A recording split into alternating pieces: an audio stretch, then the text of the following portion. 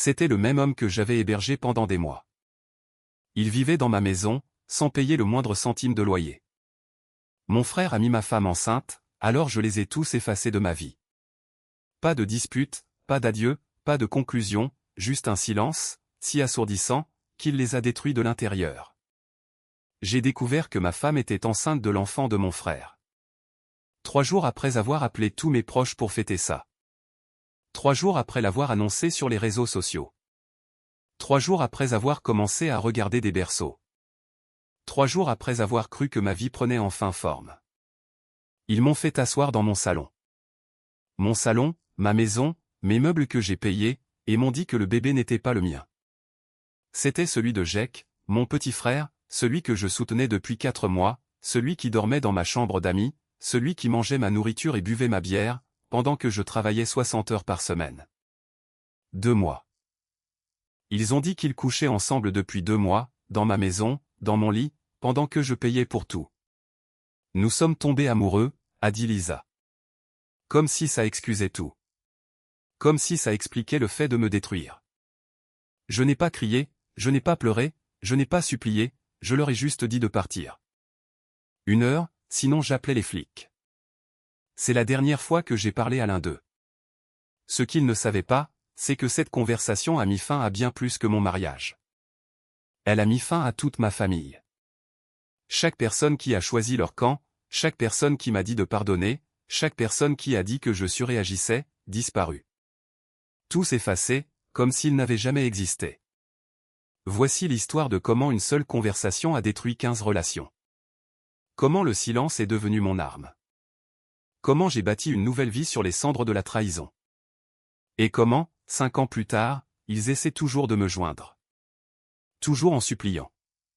Toujours sans comprendre que certains ponts, une fois brûlés, le restent pour toujours. Laissez-moi vous ramener là où tout a commencé. Jake, mon petit frère, 3 ans de moins, mais toujours une vie de retard en matière de responsabilité. Le raté.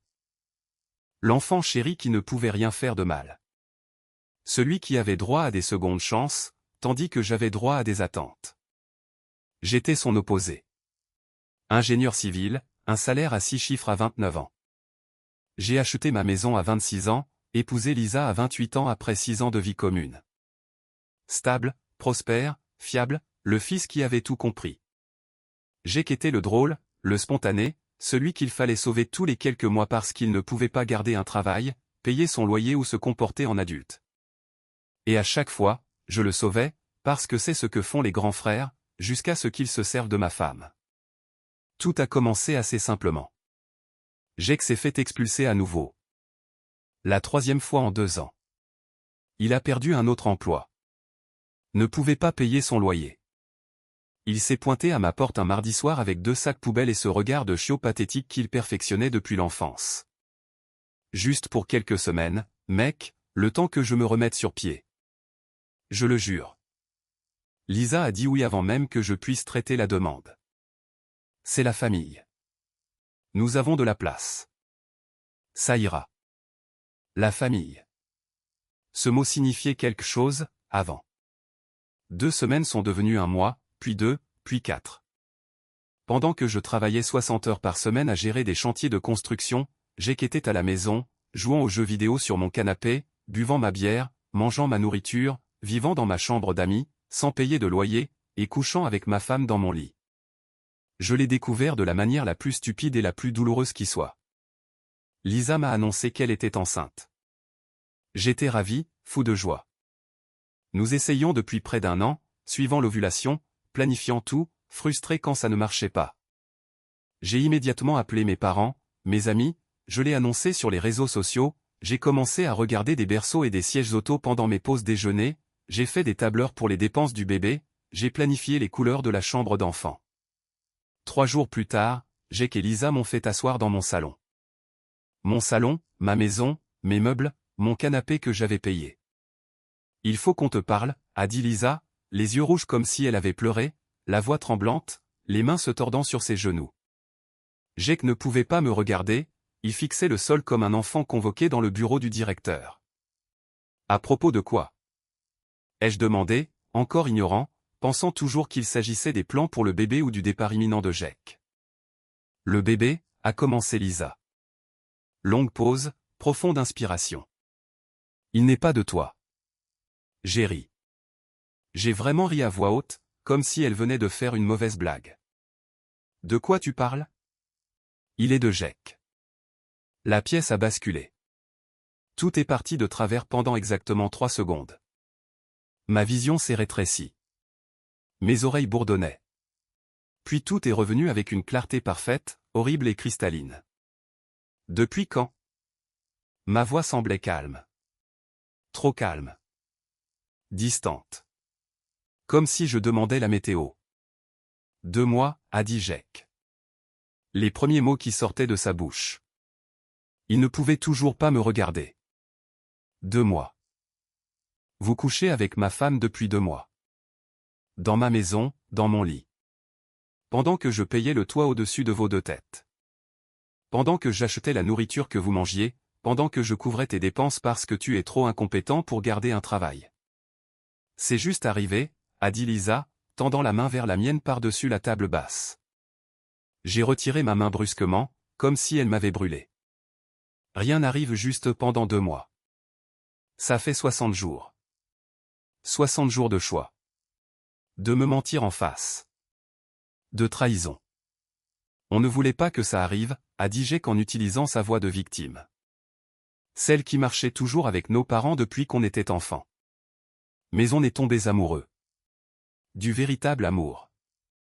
On ne peut pas contrôler nos sentiments. Du véritable amour, ai-je répété. Tu es tombé véritablement amoureux de ma femme, dans ma maison, pendant que j'étais au travail pour subvenir à vos besoins à tous les 2. Je sais que c'est difficile, a dit Lisa. Les larmes commençaient à couler. De vraies larmes. Mais on ne peut pas nier nos sentiments. On a essayé de lutter contre ça. On a vraiment essayé. Depuis combien de temps comptiez-vous me le dire? Ai-je demandé. On voulait être sûr, a dit Jack. Savoir que c'était réel avant de te faire du mal. Avant de me faire du mal. Vous couchez avec ma femme depuis 2 mois, et vous vous inquiétiez de me faire du mal. Ne sois pas comme ça, a dit Lisa. On essaie d'être respectueux à ce sujet. Respectueux. Je me suis levé, j'ai pris mes clés dans le bol près de la porte, j'ai pris mon portefeuille sur la table. Où vas-tu? A demandé Lisa, se levant aussi, la panique dans la voix maintenant. Dehors. Vous 2, trouvez où vous allez, parce que vous ne restez pas ici. Allez, mec, a dit Jack, se levant à son tour. Les mains en avant dans ce geste apaisant. On peut en parler. Réglez ça. Ne fais rien de stupide. Vous avez 1 heure pour prendre vos affaires et partir, tous les 2. Après ça, j'appelle les flics et je signale une violation de propriété. C'est aussi ma maison, a dit Lisa, la voix s'élevant. On est mariés. Tu ne peux pas simplement me mettre dehors. Regarde-moi faire. Tu n'es pas raisonnable, a dit Jack. On doit en parler comme des adultes. Les adultes ne couchent pas avec la femme de leur frère. Dehors, maintenant. Tous les 2. 1 heure. Je suis parti. Je n'ai pas attendu de réponse. Je suis monté dans ma voiture, j'ai roulé. J'ai atterri dans un hôtel à 20 minutes de là. J'ai pris une chambre. Je suis allé dans la chambre. Je me suis assis sur le lit, à fixer le mur pendant 2 heures. Mon frère, ma femme, enceinte de 2 mois. La trahison était si complète, si totale, que mon cerveau ne pouvait pas tout assimiler d'un coup. Ça venait par vagues. Chaque prise de conscience me frappait comme un nouveau coup de poing. Ils avaient planifié ça, s'étaient coordonnés, m'avaient menti en face chaque jour pendant que je travaillais pour subvenir à leurs besoins. Pendant que je leur faisais confiance, pendant que je pensais avoir un frère et une femme. Après 2 heures assis en silence, j'ai sorti mon téléphone et j'ai commencé à passer des appels. Premier appel, un avocat spécialiste du divorce. Le meilleur de la ville. 5 étoiles dans les avis. Extrêmement cher. Je m'en fichais. J'ai expliqué la situation. Adultère. Enceinte de l'enfant de mon frère. Vivant dans ma maison. Il faut agir vite. Je peux déposer la demande demain matin, a-t-elle dit. C'est simple. L'adultère est toujours un motif valable dans cet état. Vous en sortirez sans rien perdre. Faites-le, peu importe le coût. Deuxième appel.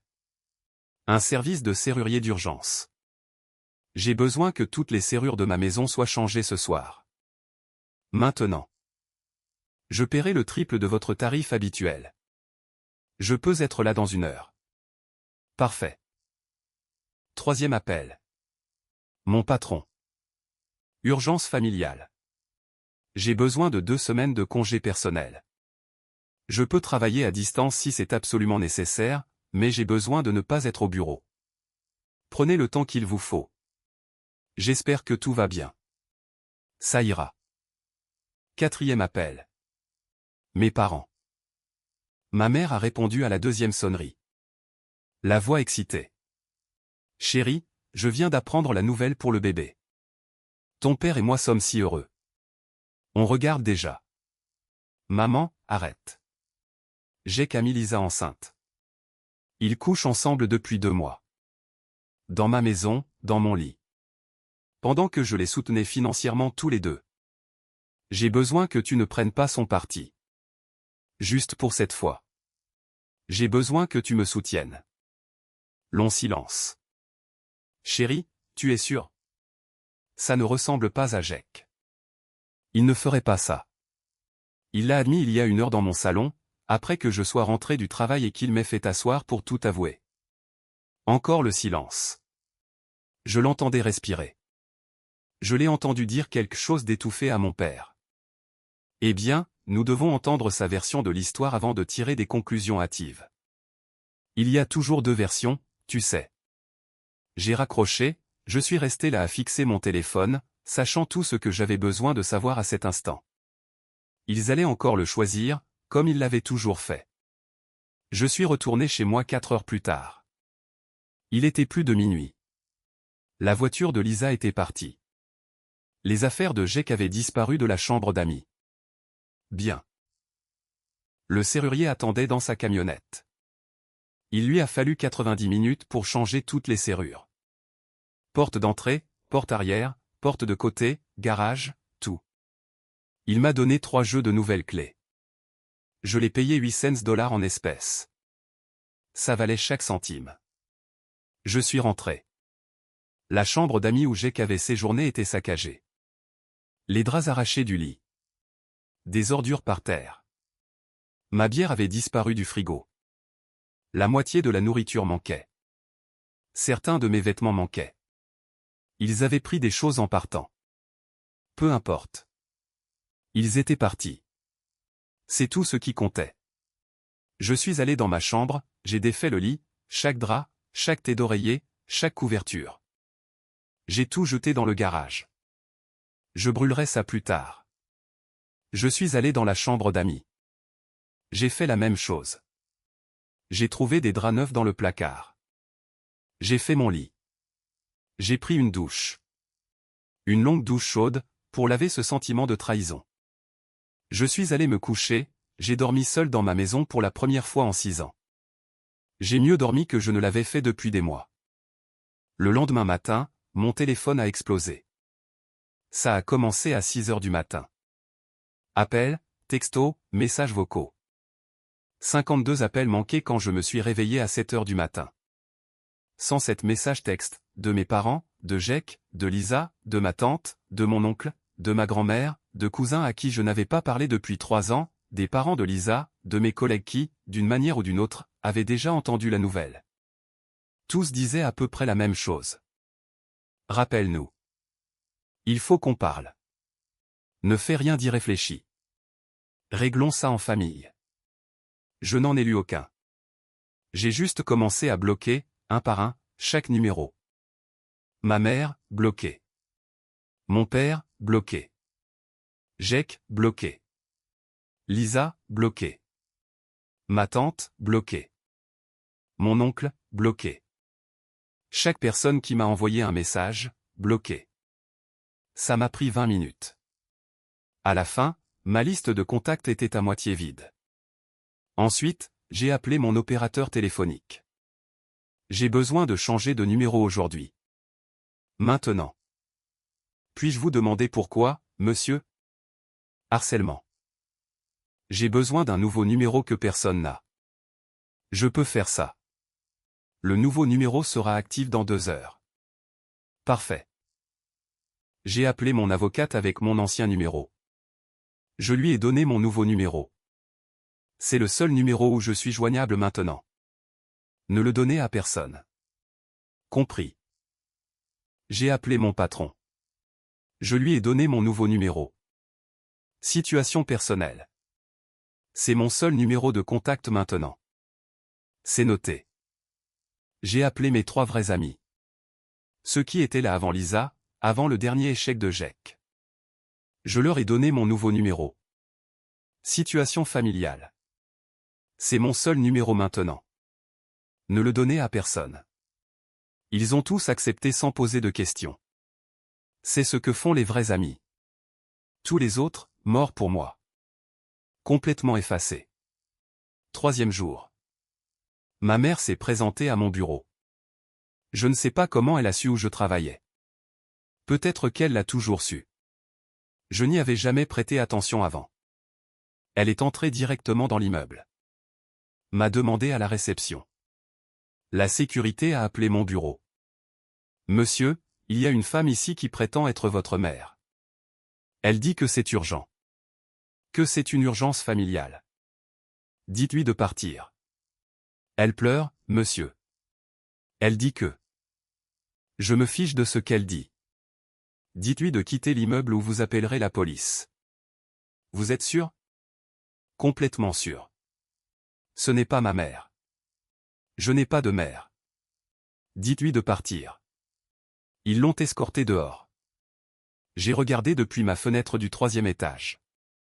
Elle est restée sur le parking pendant 10 minutes, pleurant, regardant le bâtiment, appelant probablement mon ancien numéro. Finalement, elle est montée dans sa voiture et est partie. Je n'ai rien ressenti en la regardant. Juste de l'observation, comme regarder une inconnue faire une crise de nerfs. 5e jour. Les papiers du divorce étaient déposés. Mon avocate était rapide, efficace, impitoyable. Adultère cité. Preuve jointe. Photo que j'avais prise des affaires de Jack dans ma maison avec horodatage. Message texte entre Lisa et Jack que j'avais récupéré de notre forfait téléphonique commun. Chronologie de son séjour correspondant à la chronologie de sa grossesse. Tout était documenté. J'ai demandé une séparation totale des biens. Elle n'a rien eu. Pas de maison. Pas de pension alimentaire. Une rupture nette. Lisa a contesté. Son avocat a renvoyé une réponse. Elle voulait la maison. Voulait une pension alimentaire. Prétendait avoir sacrifié sa carrière pour notre mariage. Prétendait que j'étais vindicatif et cruel. Mon avocate l'a détruite en une seule réunion.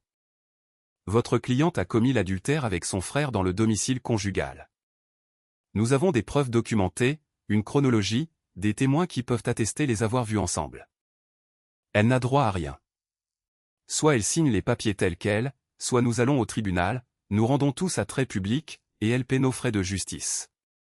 Lisa a signé le lendemain. Divorce finalisé en 7 semaines. Un record d'état, selon mon avocate. Normalement, ça prend 6 mois minimum, mais quand vous avez des preuves irréfutables et que l'autre partie n'a rien, ça va vite. 2e semaine. Mon père s'est présenté chez moi, tard le soir, après la tombée de la nuit. Il a frappé à la porte pendant 30 minutes d'affilée. J'étais à l'intérieur, assis sur mon canapé, à regarder la télé avec le volume à fond. Je pouvais l'entendre frapper, m'appeler par mon nom, me supplier d'ouvrir la porte. « Fils, s'il te plaît, parlons-en. » Jack se sent très mal. Lisa se sent très mal. Ta mère est dévastée. Nous sommes une famille. On peut surmonter ça. Ne jette pas toute ta famille pour une erreur. Une erreur? Il qualifiait le fait que mon frère couche avec ma femme pendant 2 mois et la mette enceinte d'erreur. Après 30 minutes, je lui ai envoyé un texto depuis mon nouveau numéro. Un seul message. Vous étiez une famille. Temps passé. Vous avez choisi Jake. Vivez avec ce choix. Ne revenez pas ici. Si vous vous présentez à nouveau, j'appellerai la police et je vous ferai arrêter pour violation de propriété. Les coups ont cessé. Je l'ai entendu monter dans sa voiture et s'éloigner. Il n'est jamais revenu. 3e semaine. Jake a essayé d'appeler depuis un nouveau numéro. J'ai laissé l'appel aller sur la messagerie vocale. Curieux de savoir ce qu'il dirait. Frérot, allez. Ne fais pas ça. Ne jette pas toute notre relation pour ça. Je sais que j'ai merdé. Je sais que je t'ai fait du mal, mais je suis ton frère. Ça doit bien compter pour quelque chose. On a grandi ensemble. On est du même sang. Maman et papa pensent que tu fais une dépression nerveuse. Ils s'inquiètent pour toi. Rappelle-les, s'il te plaît. Appelle-moi. On peut régler ça. S'il te plaît. J'ai sauvegardé le message vocal. Je l'ai envoyé à mon avocate. Documenter ce harcèlement. Puis j'ai bloqué le numéro. 4e semaine. Lisa a tenté de se présenter chez moi. J'ai vu sa voiture arriver. Je n'ai pas répondu à la porte. Elle a frappé pendant 20 minutes. A laissé une lettre scotchée à la porte. J'ai pris la lettre à l'intérieur. J'ai pensé la brûler sans la lire. Mais la curiosité l'a emportée. 5 pages manuscrites. Son écriture, expliquant tout. Comment ça avait commencé innocemment. Comment ils avaient essayé de résister. Comment ils étaient tombés amoureux. Comment c'était réel. Comment j'avais été distant. Comment j'avais trop travaillé. Comment elle s'était sentie seule. Comment Jake était là. Comment c'était juste arrivé. N'importe quoi. Rien que des excuses, des justifications et des rejets de faute. Je l'ai brûlé dans ma cheminée. Je l'ai regardé se transformer en cendre. Je n'ai rien ressenti. 6e semaine. Ma grand-mère a appelé le cabinet de mon avocate. Elle a laissé un message à sa secrétaire. S'il vous plaît, dites-lui que sa grand-mère l'aime. S'il vous plaît, dites-lui que nous voulons voir le bébé. S'il vous plaît, dites-lui que Jake et Lisa ont besoin de lui. S'il vous plaît, dites-lui que la famille, c'est pour toujours. Mon avocate m'a appelé. Votre grand-mère a laissé un message. Voulez-vous que je vous le lise? Non. Envoyez une réponse. Mon client n'a aucun intérêt à entrer en contact avec qui que ce soit de son ancienne famille. Ne contactez plus ce cabinet à ce sujet. Vous êtes sûr? Complètement. 7e semaine, Lisa a eu le bébé. Un garçon, en bonne santé, 3,2 kg. Ils l'ont nommé d'après notre grand-père. Je l'ai découvert sur les réseaux sociaux. Quelqu'un que j'avais oublié de bloquer a posté « Félicitations ». J'ai vu la photo. Lisa tenant le bébé. Jake debout à côté d'elle, souriant, heureux, jouant à la petite famille avec la vie qu'ils avaient volée. Je n'ai rien ressenti en regardant la photo. Juste de l'observation, comme voir des étrangers dans un hôpital. J'ai bloqué cette personne aussi. 8e semaine. Toute ma famille élargie a eu une réunion. Je l'ai appris plus tard par mon avocate. Ils se sont tous réunis. Parents, tantes, oncles, cousins, grand-mère, 15 personnes au total. Ils ont organisé toute une intervention à mon sujet, sans moi. Ils ont décidé que je n'étais pas raisonnable, que j'étais rancunier, que je déchirais la famille, que j'avais besoin d'une thérapie, que je devais pardonner, que je devais aller de l'avant. Ils ont rédigé une lettre. L'ont tous signée. L'ont envoyée à mon ancienne adresse email professionnelle que j'avais oublié de fermer. Objet, intervention familiale et prochaines étapes. Corps du message. Nous nous sommes réunis en tant que famille pour discuter de la situation avec toi, Jake et Lisa. Nous comprenons que tu es blessé. Nous comprenons tes sentiments. Lisa a fait une erreur, mais c'était ta femme. Ils construisent une vie ensemble maintenant.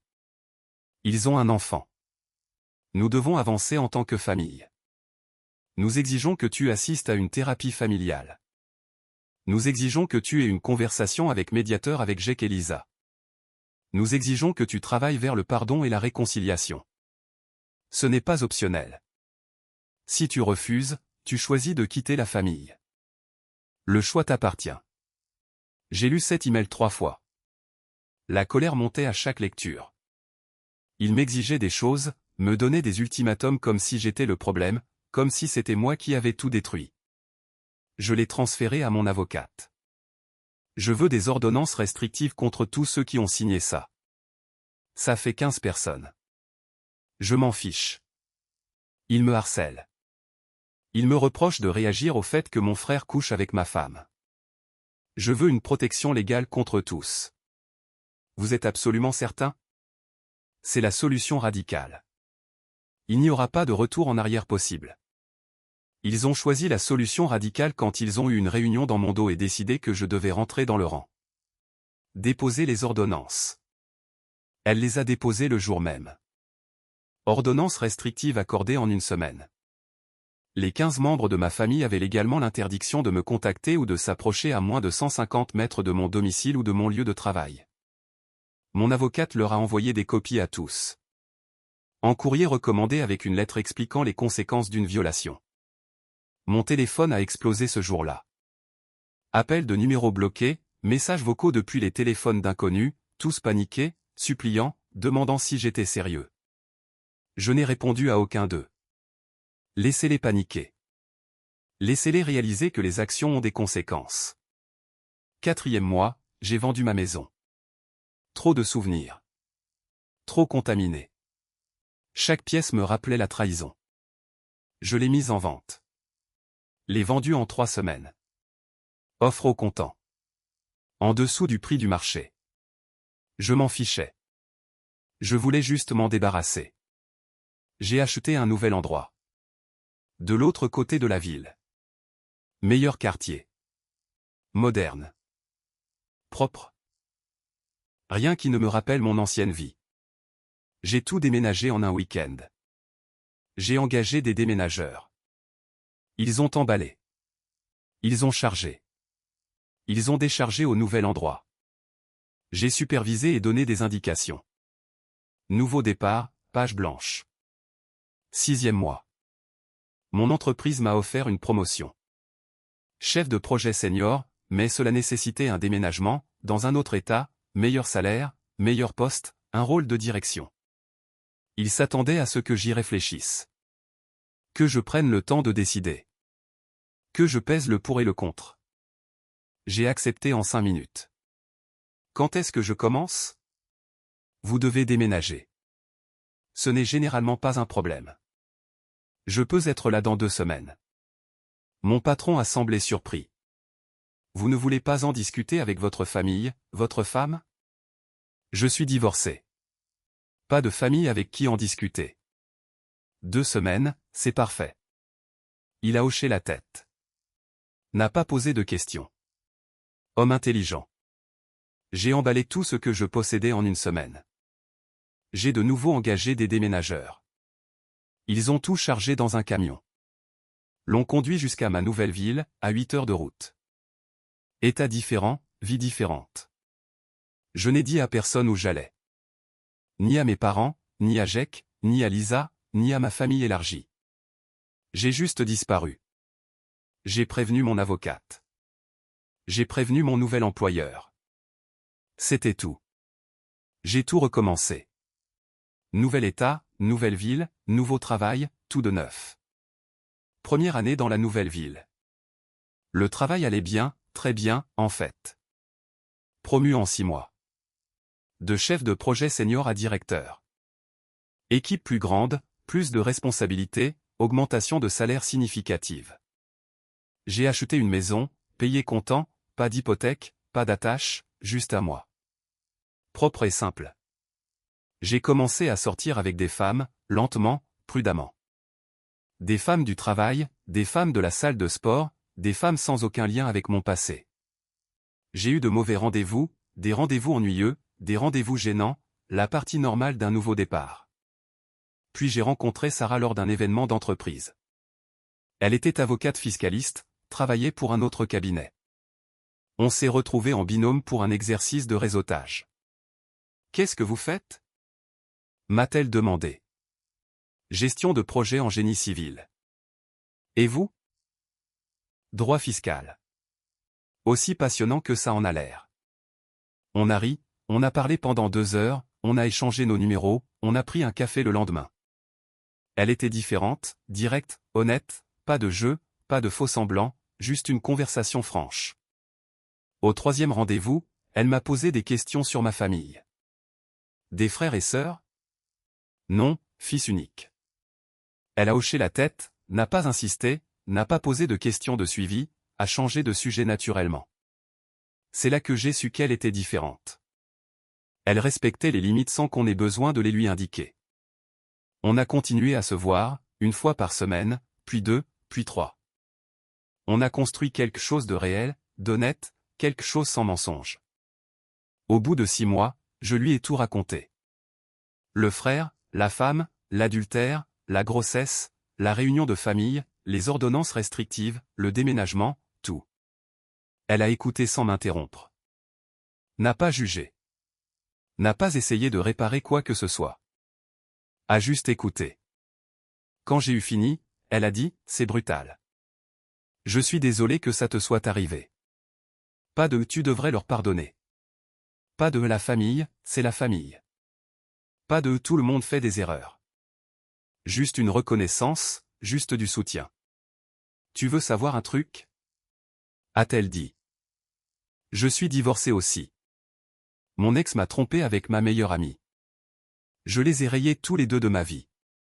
Je n'ai parlé à aucun d'eux depuis 3 ans, alors je comprends. Aucune envie de réconciliation? Aucune. Ils ont fait des choix. J'ai fait des choix. Nous vivons tous avec. C'est là que j'ai su que j'avais trouvé quelqu'un qui comprenait. 2e année, dans la nouvelle ville, Sarah et moi avons emménagé ensemble. Son idée. J'en ai marre d'avoir 2 appartements. Choisissons en juste un. Nous avons choisi ma maison. Plus grande, mieux située. Elle a amené son chien. J'ai pris un chat pour tenir compagnie au chien. Nous sommes devenus une unité. Mon avocate a appelé un après-midi. Votre frère a trouvé mon cabinet. Il a envoyé une lettre demandant à vous contacter. Il dit qu'il suit une thérapie. Qu'il a changé. Que Lisa l'a quitté et qu'il a besoin du soutien de sa famille. Dites-lui non. Il dit que le bébé a des problèmes de santé.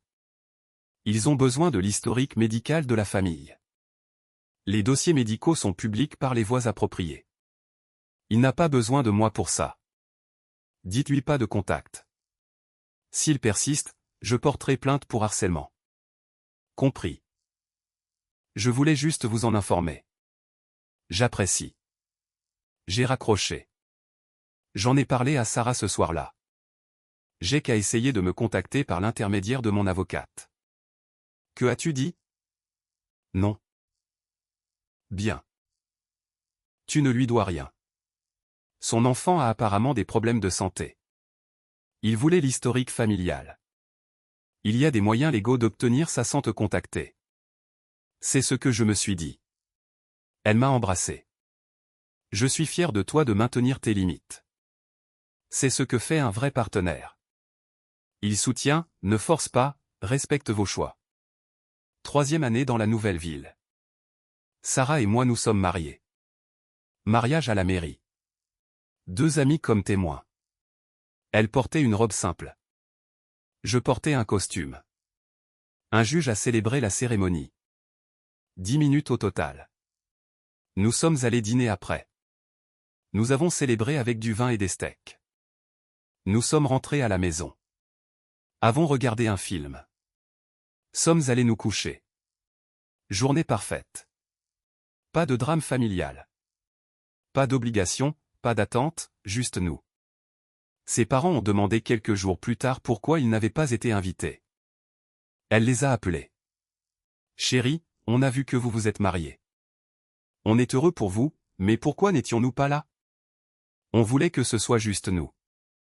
Petit et privé. J'espère que vous comprenez. Silence un instant, puis son père. On comprend. Félicitations à vous deux. On est heureux pour vous. Est-ce qu'on peut vous inviter à dîner pour fêter ça?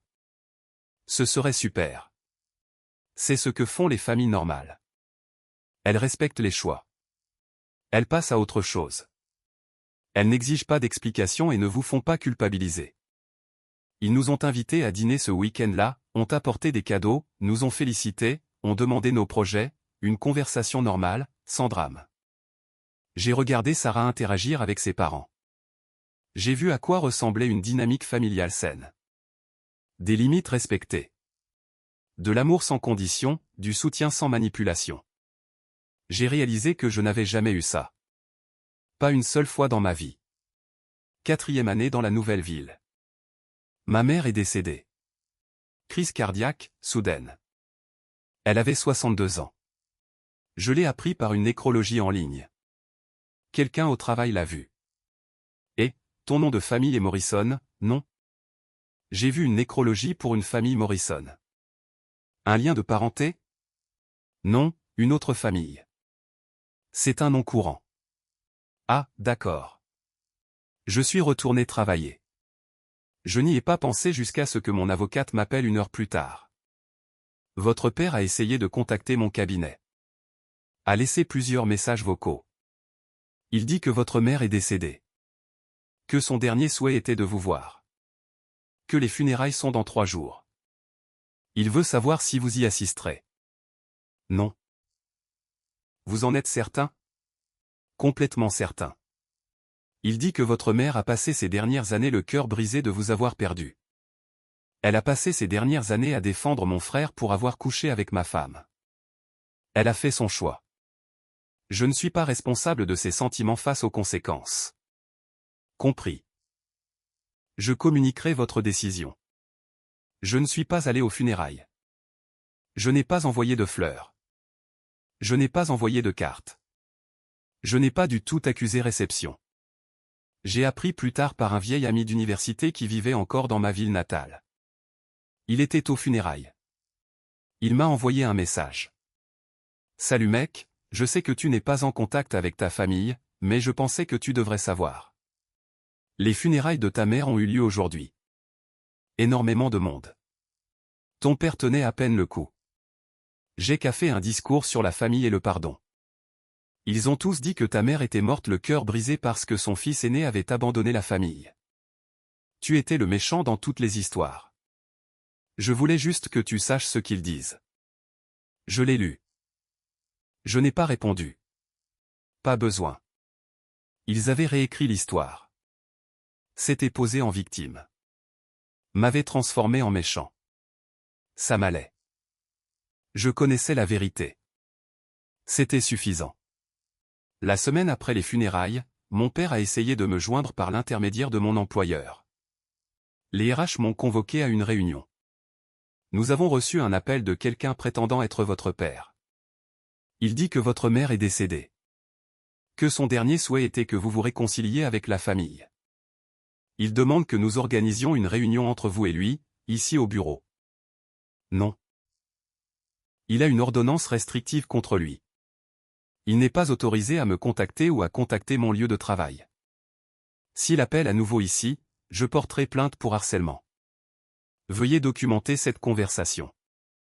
Nous lui avons déjà dit que nous ne pouvions pas l'aider. Nous voulions juste vous en informer. J'apprécie. Mon père n'a plus jamais appelé mon travail, mais il a commencé à laisser des messages vocaux au bureau de mon avocate. Des dizaines de messages décousus sur le regret, la perte, et comment ma mère était morte le cœur brisé. Comment j'avais détruit la famille, comment je lui brisais le cœur à lui aussi. Mon avocate a cessé d'écouter après les 5 premiers. Elle les a juste tous sauvegardés dans un dossier, au cas où nous aurions besoin de preuves de harcèlement continu. 3 mois après la mort de ma mère, Sarah est tombée enceinte. Nous n'avions pas essayé.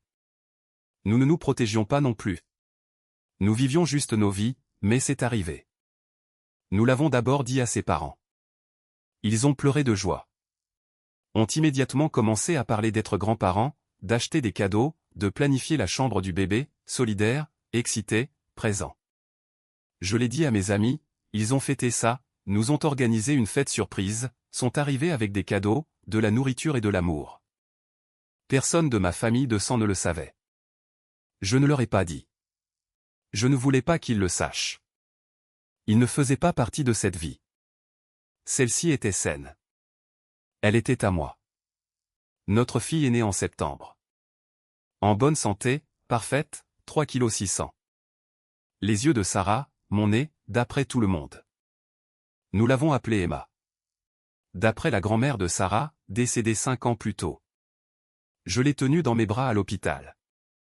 Cette petite personne, la mienne, la nôtre, faisant partie de quelque chose de réel, d'honnête et de bon. J'ai réalisé que j'avais construit quelque chose de complètement nouveau. Une famille sans trahison, sans mensonge, sans dysfonctionnement, juste de l'amour, des choix et des limites. Quand Emma avait 4 mois, quelque chose s'est produit. Jake m'a trouvé. Je ne sais pas comment. Un détective privé, probablement. Ça a dû lui coûter tout ce qu'il avait, mais il m'a trouvé. Il s'est présenté à mon immeuble de bureau, s'est dirigé droit vers le bureau de la sécurité, a demandé après moi par mon nom. La sécurité a appelé mon bureau. Monsieur, il y a un homme ici qui vous demande. Il prétend être votre frère. Devons-nous le faire monter? Non. Il a une ordonnance restrictive. Il n'est pas autorisé à moins de 150 mètres de ce bâtiment. Appelez la police. Compris. Nous nous en occupons. Je ne suis pas descendu. Je n'ai pas regardé. J'ai juste continué à travailler pendant que la sécurité s'en occupait. La police est arrivée en 10 minutes. Jake a été arrêté, accusé de violation d'une ordonnance de protection. Il a passé la nuit en prison. La date du procès a été fixée 2 semaines plus tard. Je n'y ai pas assisté. Mon avocate s'en est occupée. Le juge a examiné le dossier. A vu l'ordonnance restrictive. A vu la violation de Jake. A prolongé l'ordonnance de 5 ans supplémentaires. A infligé une amende de $10 000 à Jake. Lui a dit que la prochaine violation entraînerait une peine de prison. Ce soir-là, j'ai reçu un email. Nouvelle adresse. Jamais vue auparavant. Elle a réussi à passer à travers mes filtres anti-spam. Objet, s'il te plaît, lis ça. J'ai failli le supprimer immédiatement, mais quelque chose m'a poussé à l'ouvrir. Je sais que je ne mérite pas ton temps. Je sais que je t'ai détruit. Je sais que tu me détestes, mais je dois te dire ce qui s'est passé. Lisa m'a quitté il y a 18 mois. A pris notre fils. J'ai des visites surveillées 2 fois par mois, pendant 2 heures. Elle me reproche tout. D'avoir ruiné sa vie, d'avoir détruit son mariage avec toi, de lui avoir coûté ta famille, de lui avoir tout coûté.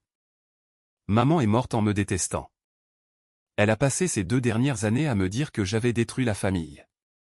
Que j'avais tué sa relation avec toi. Que c'était de ma faute. Papa ne me parle plus. Ne m'a pas parlé depuis 6 mois. Me reproche la mort de maman. Dit que le stress de t'avoir perdu l'a tué.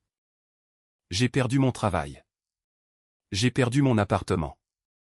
Je vis dans le sous-sol de papa. Je ne peux rien me permettre d'autre. Je vais en thérapie 4 fois par semaine. J'essaie de comprendre pourquoi j'ai détruit mon frère pour une femme qui ne veut même plus de moi. Je ne demande pas ton pardon. Je ne le mérite pas. Je te demande juste de savoir que je suis désolé. Que je pense à ce que j'ai fait chaque jour. Que j'aimerais pouvoir revenir en arrière et tout effacer. Que j'aimerais avoir été un meilleur frère. Je sais que tu ne répondras pas. Je sais que tu me bloques partout. Je sais qu'il y a une ordonnance restrictive. Je sais que je ne suis pas censé te contacter, mais j'avais besoin que tu le saches. Je suis désolé. Je suis tellement désolé, Jake. J'ai lu cet email 3 fois. Puis je l'ai transféré à mon avocate. Il a de nouveau violé l'ordonnance restrictive. Le contact numérique compte. Engagez des poursuites immédiatement. Elle m'a appelé dans l'heure. Vous êtes sûr de ça? L'email donne l'impression qu'il souffre vraiment. Qu'il a touché le fond. Il doit souffrir. Il l'a mérité. Il a détruit mon mariage, ma famille, ma vie. Maintenant, il vit avec les conséquences de ses choix, tout comme j'ai vécu avec les miennes. Engager les poursuites. Compris. Jake a été de nouveau arrêté. Cette fois, il a écopé de 30 jours de prison. L'ordonnance restrictive a été prolongée de 10 ans supplémentaires. Je n'ai rien ressenti en lisant les documents du tribunal. Aucune satisfaction, aucune justification, aucune sympathie, juste un aboutissement, juste des conséquences appliquées comme promis. 5e année, dans la nouvelle ville, aujourd'hui. J'ai 38 ans maintenant. J'ai une femme qui m'aime inconditionnellement. Une fille qui s'illumine quand j'entre dans la pièce. Des beaux-parents qui me traitent comme leur propre fils. Des amis qui sont là sans qu'on le leur demande. Une carrière dont je suis fier. Niveau directeur. Je dirige plusieurs équipes. Je gagne 3 fois ce que je gagnais avant que tout cela ne commence. Une maison que je possède entièrement. Sécurité financière, investissement, épargne, paix. Et quelque part, à 3 états de là, mon père est seul dans sa maison. Mon frère entre et sort de prison pour violation d'ordonnances restrictives. Mon ex-femme élève un fils seul dans les décombres des choix qu'elle a faits. Il voulait que je sois le plus intelligent. Que je pardonne.